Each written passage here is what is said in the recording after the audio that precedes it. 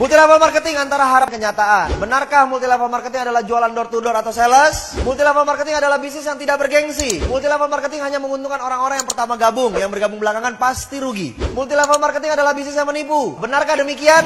Banyak pertanyaan mungkin yang Anda terima selama ini kan? Apaan MLM? MLM itu kan bisnis penipuan. Betul nggak? Anda bisa jawab? Nggak bisa bang, paling gue cuma bisa ngotot.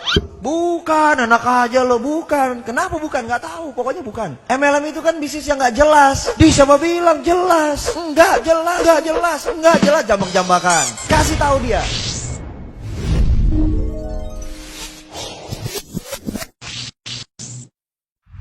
Anda tahu nggak bahwa di dunia ini ada sistem pemasaran? Setiap perusahaan yang ingin mencari keuntungan pasti harus menjual produk. Produknya itu bisa berupa barang, bisa berupa jasa, betul?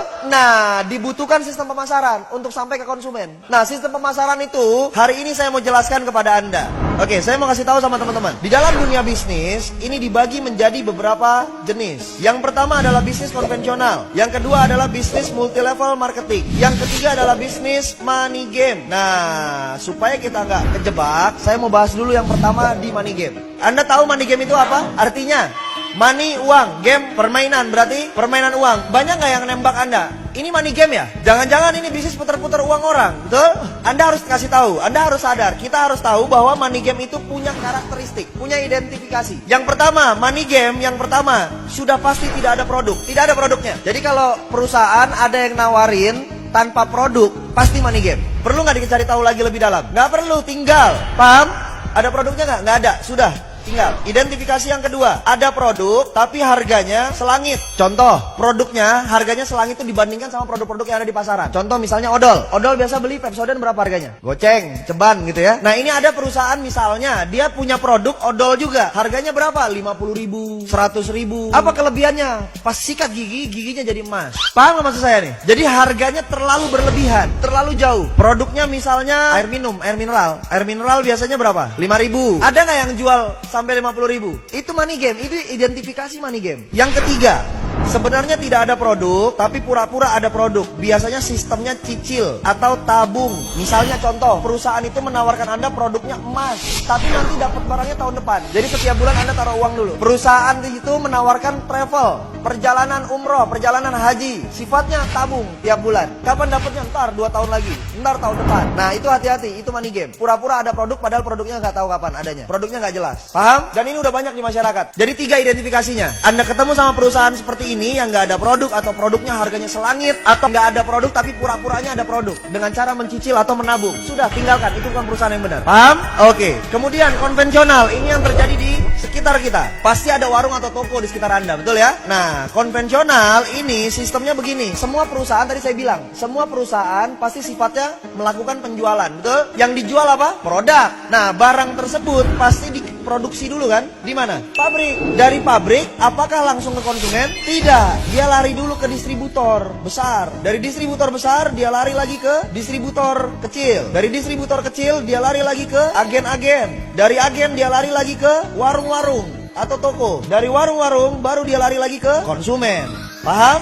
Oke, yang saya mau tanya, konsumen tahu nggak ada barang yang di warung, ada barang di agen, ada barang di distributor kecil, di distributor besar? Taunya dari mana? Harus ada iklan. Bayar nggak iklan? Mahal nggak bayar iklan? Mahal, betul? Terus, dari pabrik ke distributor besar, ada nggak biaya distribusinya? Ada biaya pengiriman, ditambah harganya. Contoh misalnya, ini harganya 2.000 dari sini, 2.000 perak. Sampai ke distributor besar, dari distributor ke distributor kecil, harganya tetap 2.000 atau berubah? Berubah jadi 4.000, betul? Dari ini ke sini, dari distributor kecil ke agen, berubah lagi jadi 6.000, 8.000 misalnya, betul? Dari agen ke warung, sudah nyampe angka 12.000. Dari agen ke warung, dari warung ke konsumen, harganya jadi 20.000.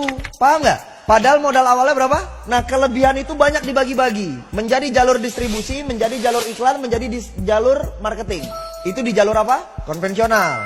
Semua warung begini, semua barang yang ada di sekitar Anda begini prosesnya. Rokok begini, sampo begini, sabun begini. Paham? Oke. Saya nggak banyak bahas di situ. Yang saya banyak mau bahas adalah nih, multi level marketing.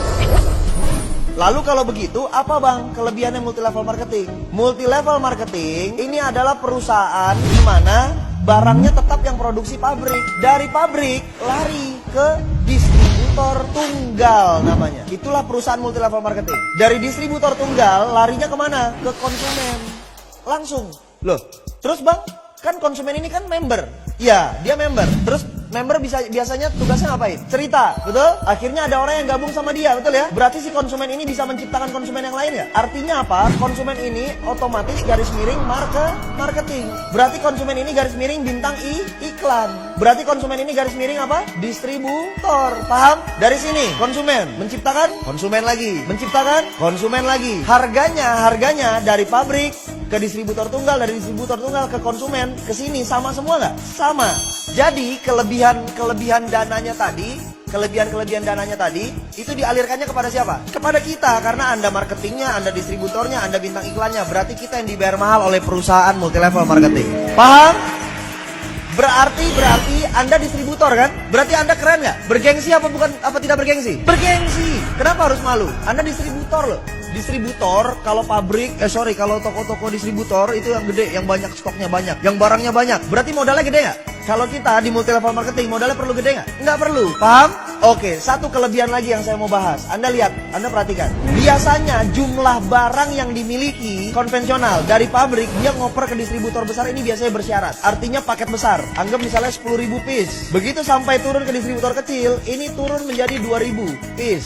Dari sini turun ke agen misalnya 500. Ke warung-warung misalnya 100. Ada batasan jumlah barang yang dikirimin, stoknya. Berarti pertanyaan saya begini, si warung ini bisa nggak lebih kaya daripada agen? Nggak mungkin, orang jualannya cuma 100 tiap hari. Agen jualannya 500 tiap hari. Mungkin nggak dia lebih kaya daripada ini? Tidak mungkin. Agen mungkin nggak lebih kaya daripada distributor kecil? Tidak mungkin. Distributor kecil mungkin nggak lebih kaya daripada distributor besar? Tidak mungkin. Betul? Oke. Sekarang saya mau tanya, multilevel marketing, si konsumen ini jual produk nggak? Jual. Produk siapa yang dijual?